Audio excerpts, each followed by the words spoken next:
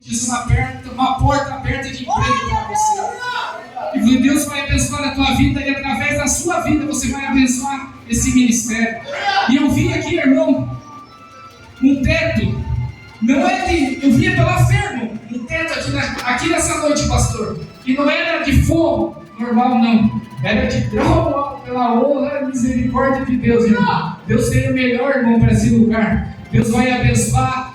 Deus já tem abençoado, já tem salvado, já tem curado, mas tudo é para a glória e para a misericórdia de Deus. Quero agradecer os obreiros aqui também, onde já sentimos a presença de Deus, através da vida do servo de Deus, que já trouxe uma palavra aqui. É muito bom, irmão, encontrar um amigo, e melhor ainda é, além de encontrar um amigo, é encontrar um irmão em Cristo, porque outra hora estavam perdidos, mas pela graça fomos achados, fomos resgatados, e hoje estamos aqui para glorificar a Deus.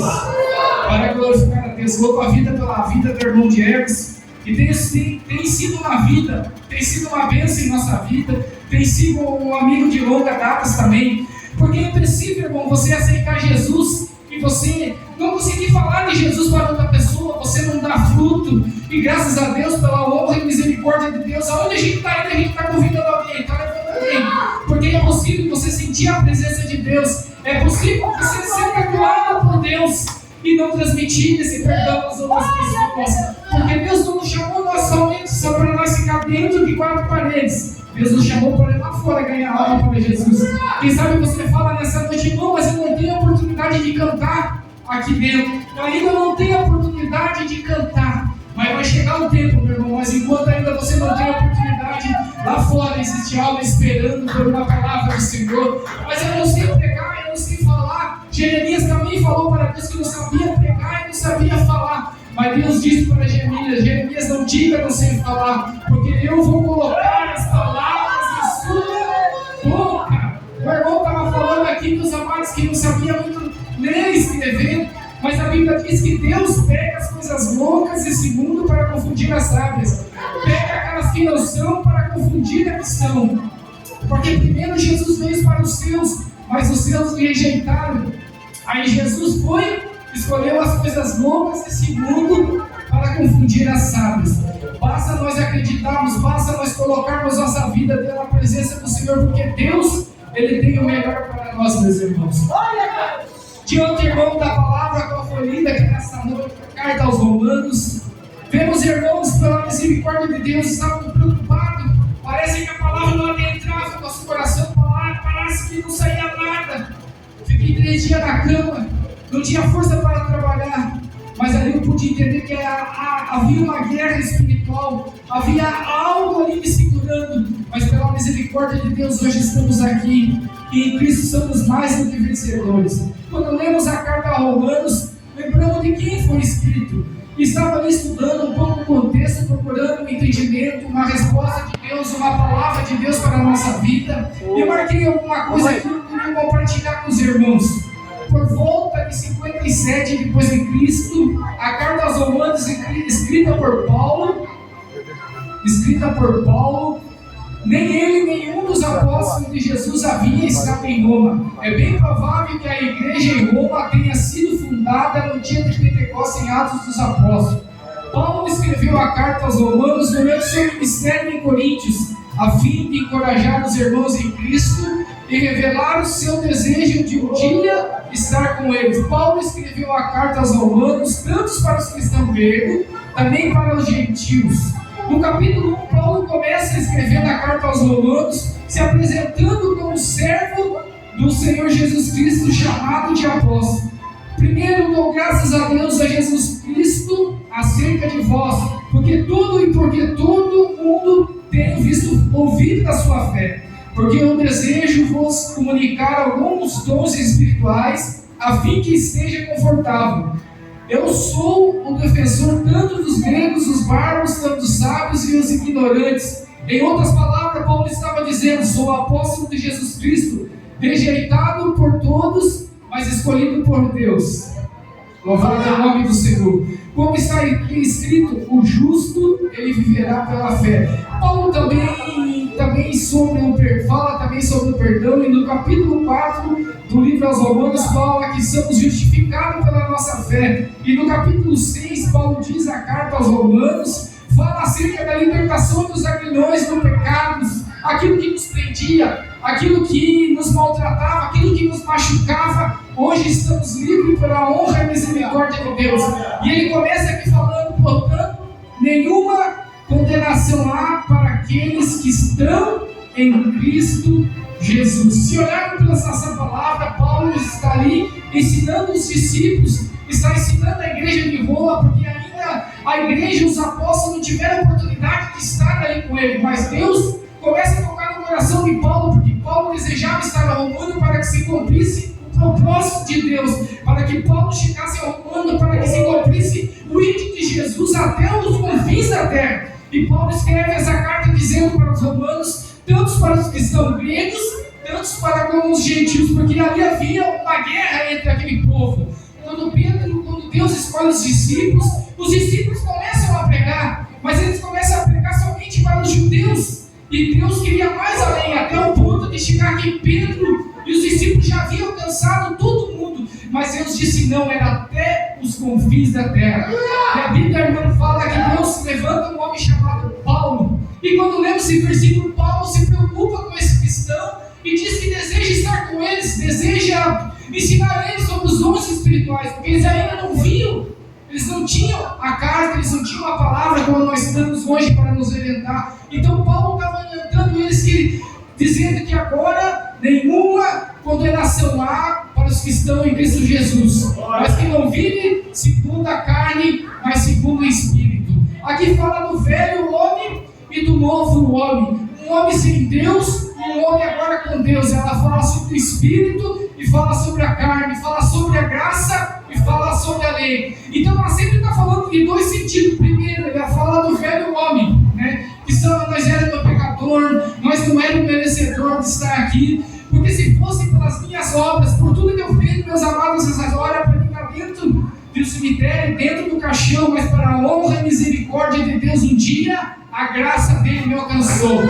A palavra graça, irmão, significa um favor não merecido. O que é isso então, pregador? Eu não merecia estar aqui, pastor Wilson não merecia estar aqui, mas pelo sacrifício de Jesus estamos aqui.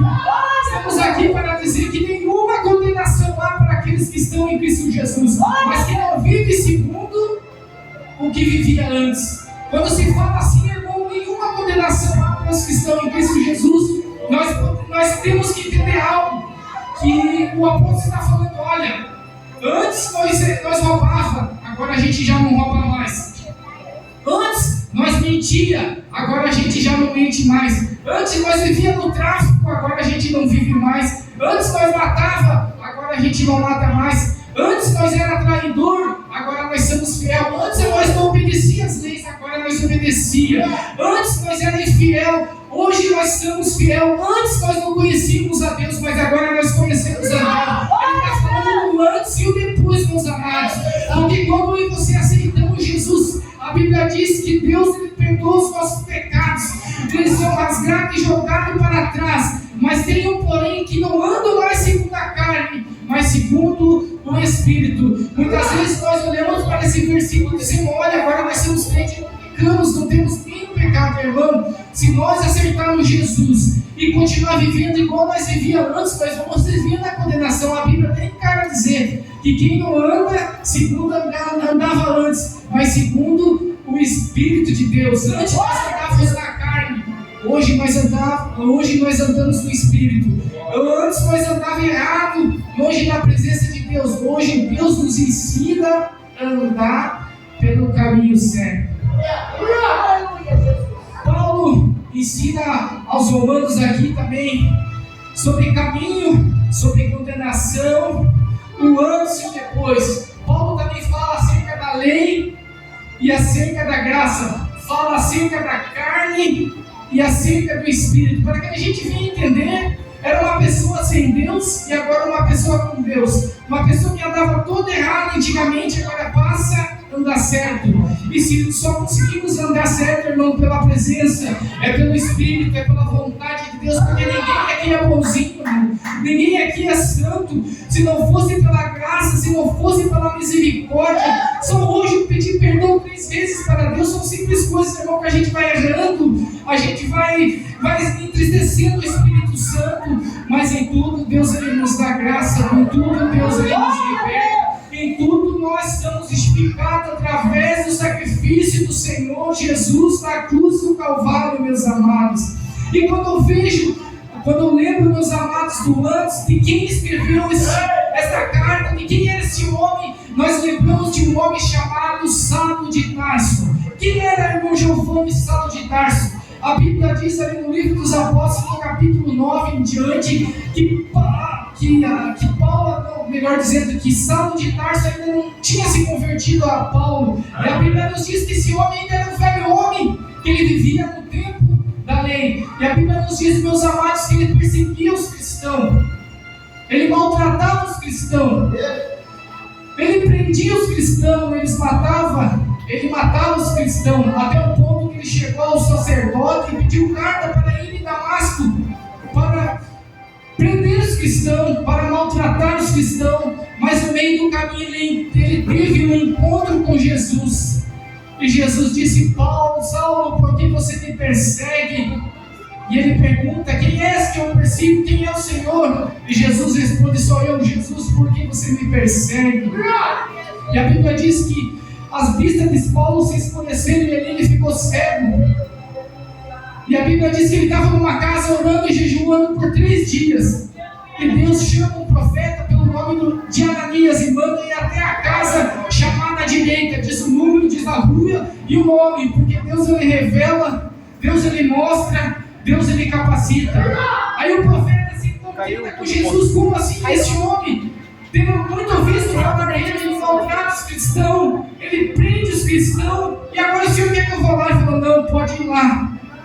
Porque esse é vaso escolhido por mim. Porque onde abundou o pecado, agora vai se abundar a graça. Aonde era condenado, agora vai ser justificado. Aquele que perseguia, vai ser perseguido. Aquele que perseguia os cristãos, vai ser perseguido agora. Aquele que maltratava, vai ser maltratado. Porque Deus falou agora para o profeta: vai, porque esse é vaso escolhido para mim, e eu mostrarei o tanto que ele deve sofrer por amor ao meu nome, meus amados. E a Bíblia nos diz que Deus salva aquele homem, cura, ele se batiza, recebe o Espírito Santo, até o ponto que os discípulos, pastor Wilson, rejeitam ele, até muitas vezes com medo, porque ele perseguia os povos cristãos, ele maltratava o povo cristão. E a Bíblia nos diz, amado, por um bom tempo, depois de quase 14 anos, Deus levanta Paulo pela primeira viagem missionária. E ali ele começa a pregar. E ali ele começa a sofrer. Ali ele começa a ser maltratado. Tudo que ele fazia para os cristãos, ele passa a sofrer na pele. Mas em tudo, Deus curava, Deus batizava, Deus transformava, Deus salvava, Deus libertava. Até um ponto, irmão, que ele chega numa cidade, cura um paralítico, e as pessoas não se contentam com aquilo dali. A inveja era tão grande que eles começam a bater em Paulo, ao ponto de ele cair no chão, começam a jogar a pedra nele, jogam ele para fora da cidade e vão falar dizendo assim: ei, esse não prega mais, esse já não incomoda mais. Mas a Bíblia nos diz que Paulo levanta e no outro dia ele vai à cidade e começa a pregar a palavra do Senhor novamente. Sabe que eu entendo, pastor Wilson? Hoje em dia os pregadores já não são mais rejeitados, os profetas já não são mais rejeitados, já não sofrem por amor ao evangelho, andam no avião toda hora, andam nos melhores lugares, nos melhores momentos, nas melhores pregações estão lá. Sabe por quê? Porque eles falam o que o homem quer ouvir. Mas o profeta de Deus, ele não se contenta com aquilo que eles podem oferecer. O profeta de Deus fala o que Deus manda ele falar, independente do que seja, irmão. Aleluia. Deus vai levantar profetas nessa terra com autoridade e com ousadia. Hoje, irmãos, eu estava vendo quando Deus chamou Jeremias, pastor, hoje eu estava vendo ali. Ele falou para Jeremias: eu vou te levar aos reis, tu vai profetizar, mas eles não vão te ouvir. Eles não vão te ouvir. Hoje as profecias, muitas vezes que entregam para nós, Deus vai te fazer um profeta, Deus vai te honrar, você vai ser um pregador da palavra de Deus. E muitas vezes a pessoa acredita naquilo que está ali, mas ela não passar por um processo, ela vai ter que passar por um momento, ela vai ter que passar por uma experiência com Deus. Porque servir a Deus, irmãos, não é fácil, é uma vida de renúncia. Jesus disse: aquele que quer vir após mim, negue a si mesmo, tome a sua cruz e venha e me siga. Mãe, tem mais como? É fiel.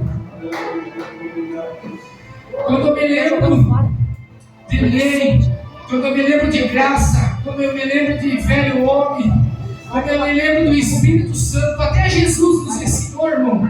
A Bíblia nos diz que Jesus vai a João Batista, no capítulo 3, se não me foge a memória do Evangelho de Mateus. Ele vai e se batiza ali nas águas para a remissão dos pecados, mas ele não tinha pecado. Mas ele falou que precisava, para que se cumprisse a Escritura, passar por tudo que um homem tinha que passar. O batismo nas águas significa enterrar o velho homem, rejeitar o velho homem, para que nenhuma condenação há para aqueles que estão escritos como está escrito. E Jesus foi batizado nas águas por João Batista. E a Bíblia nos diz que no mesmo instante o Espírito Santo desceu sobre ele em forma de pomba. E Jesus, quando recebeu o Espírito Santo, a Bíblia nos diz que ele foi levado para o deserto para ser tentado por Satanás. Muitas vezes a gente vai pregar e fala que quando a gente ora, quando a gente jejua, Satanás corre, Satanás não pode nem chegar perto, meus amados. Mas se nós olharmos pela Bíblia Sagrada, no Evangelho de Mateus, capítulo 4, versículo número 1, Jesus, sendo Deus, Jesus, cheio do Espírito Santo, Jesus tinha acabado de receber o batismo com o Espírito Santo que veio sobre a vida dele. A Bíblia nos diz que ele foi levado ao deserto para ser tentado por Satanás, meus amados. Jesus também passou pelas mesmas dificuldades. Jesus passou por desejo, por vontade. Jesus se fez carne, como se diz aqui nessa palavra, mas em tudo ele venceu, em tudo ele deu graça, em tudo ele nos ensinou. Se nós cremos através do seu nome, nós também vamos vencer. E Jesus agora vai para o deserto, e a Bíblia nos diz, pastor Wilson, que Jesus está 40 dias e 40 noites jejuando e orando. E mesmo assim Satanás chega até a presença dele e faz uma pergunta ali para ele: por que Jesus não se transforma essas pedras em pão? Jesus olha para ele e diz, conhecendo a palavra, e diz: não só de pão viverá o homem, mas de toda a palavra que sai da boca do Senhor. Jesus não estava com fome, meus amados, sim ou não? Ele estava. Ele era Deus, mas ele era homem também naquele momento ali. Então Satanás ofereceu o que ele necessitava, o que ele queria. Mas Jesus rejeitou, porque ele sabia que aquilo dali não era o certo, meus amados. Vai chegar muitos momentos em nossa vida que vão oferecer coisas para nós, que mesmo aos nossos olhos parece que vai ser bom, mas o final é a morte ou é a condenação. Rejeita tudo aquilo que não vem de Deus. Rejeita, mesmo que aos seus olhos seja bom, não vai valer a pena. Jesus já inventou aquilo. E para que não ficasse só nisso, a Bíblia nos diz que Satanás leva Jesus ao alto do pináculo e diz para Jesus: se você és o Filho de Deus, lança-se daqui, porque você dará ordem aos seus anjos e eles vão te segurar. Jesus disse: está escrito, não tentarás o Senhor teu Deus. Eu vejo tantos pregadores dizendo: se eu sou homem de Deus, que caia fogo do céu. Se eu sou homem de Deus, que agora não sei o quê. Como se Deus fosse obrigado a fazer o que Ele está pedindo, ou que muitas vezes está mandando.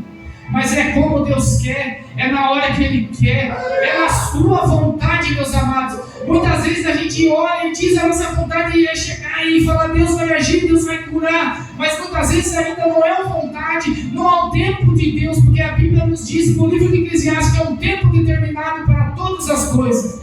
Quem sabe você está no tempo da sua luta. Quem sabe você está no tempo da sua lágrima. Quem sabe você está no tempo do teu sofrimento. Quem sabe você está no tempo do teu esquecimento.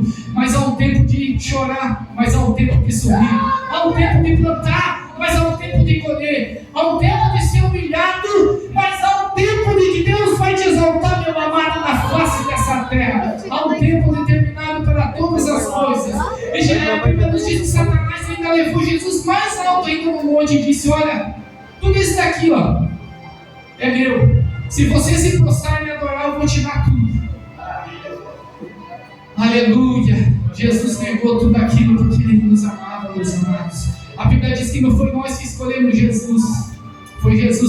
escolheu. Jesus nos amou primeiro, ao ponto de dar a sua vida no cruz do Calvário para que hoje você estivéssemos aqui. E quando eu me lembro de um velho homem, quando eu me lembro entre lei e graça, eu lembro um certo dia, Jesus estava no templo ensinando. Depois que ele saiu do templo, ele se acertou com uma grande multidão. E a Bíblia nos diz no Evangelho de Mateus capítulo 8, acerca de uma mulher que estava sendo pega em adultério naquele momento. Jesus estava ali com a multidão, e aqueles fariseus e doutores da lei chegam com aquela mulher e dizendo, acusando aquela mulher: